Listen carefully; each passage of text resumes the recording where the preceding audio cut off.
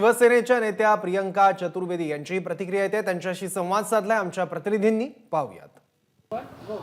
पंतप्रधान नरेंद्र मोदी यांनी महाराष्ट्रातल्या पेट्रोल डिझेल बाबत केलेल्या वक्तव्यानंतर मुख्यमंत्री उद्धव ठाकरे यांनी नाराजी व्यक्त केलेली आहे। आपण या सगळ्या प्रतिक्रियेबद्दल नाराज आहोत आणि दुसरीकडे केंद्र सरकारकडून राज्याला सपत्नीक वागणूक मिळत असल्याची टीका देखील मुख्यमंत्री उद्धव ठाकरेंनी केलेली आहे। आपल्यासोबत प्रियंका चतुर्वेदी आहेत, खासदार त्यांच्याशी बातचीत करून जाणून घ्या।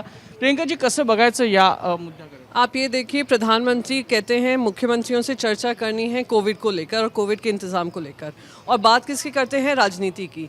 कितनी शर्मनाक बात है कि जब सेंटर से 68% जो आप अगर 100 रुपये देते हैं पेट्रोल के लिए, और उसमें से जो पेट्रोल का अगर कंपोनेंट 100 रुपया है टैक्स का कंपोनेंट, 68 उसमें से सरकार, केंद्र सरकार के पास जाता है। आप जो जीएसटी के ड्यूज़ हैं महाराष्ट्र के, वो आप लोग हमें वापस नहीं करते हैं। जो हम जीएसटी काउंसिल बनाई थी इस फेट में कि कॉम्पनसेटरी हमें कॉम्पनसेशन कंपोनेंट होगा अगर हमारे टैक्स लॉसेस होते हैं, वो भी आप ख़त्म कर देते हैं।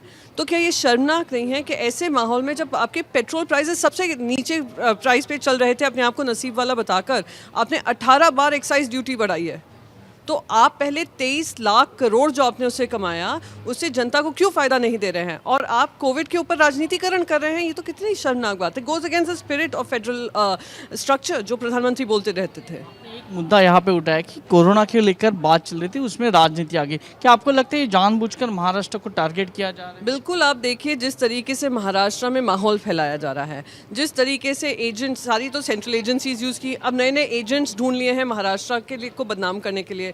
अब शुरू हो गई यहाँ पर जीएसटी को लेकर और वैट को लेकर। मैं कहती हूँ केंद्र सरकार ने पूरा सेंट्रल एक्साइज कंपोनेंट 18 बार 2014 से बढ़ाया है।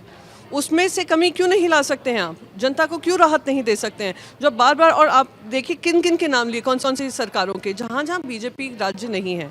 तो ये इस पे राजनीतिकरण करना बहुत ही दुर्भाग्यपूर्ण है। आपको लगता है कि जो पीएम नरेंद्र मोदी जी ने कहा कि ऐसे ऐसे वक्त पे टैक्स कम नहीं किए जाते, तो इसका परिणाम जनता पर होगा? क्योंकि महाराष्ट्र के सीएम ने भी यहाँ पे प्रेस नोट निकल कर कहा कि कितना एक्साइज की और कितनी जो टैक्स है वो कम किया गया और कितना केंद्र सरकार से पैसा आना बाकी। आप ये देखिए, मैंने आपको जीएसटी का बताया कि महाराष्ट्र को जीएसटी से वंचित किया जा रहा है।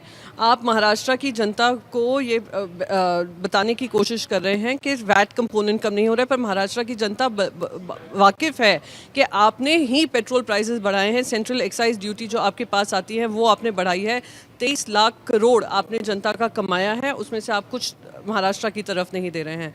तो इतना भेदभाव करना महाराष्ट्र के साथ, और एक मीटिंग जो गुड फेथ में रखी गई थी, सारे चीफ मिनिस्टर्स आए थे, उसमें भी राजनीति ले आना बहुत ही गलत बात है। और मैं उम्मीद करती हूँ कि प्रधानमंत्री इसके बारे में थोड़ा भी सोचेंगे। तुम्ही सकाळी एक मागणी केलेली आहे की नवनीत राणांसंदर्भात मुंबई पोलिसांवर जे प्रश्नचिन्ह निर्माण केलं गेलं, त्या प्रकरणात देवेंद्र फडणवीस यांनी माफी मागावी। बिल्कुल उनको मांगनी चाहिए। पूर्व मुख्यमंत्री रह चुके हैं। आप मुंबई पुलिस की बदनामी करते हैं। वो मुंबई पुलिस जिसकी इन्वेस्टिगेशन से लेकर उनके काम की प्रक्रिया का सिर्फ देश में ही बात नहीं होती है, दुनिया भर में बात होती है।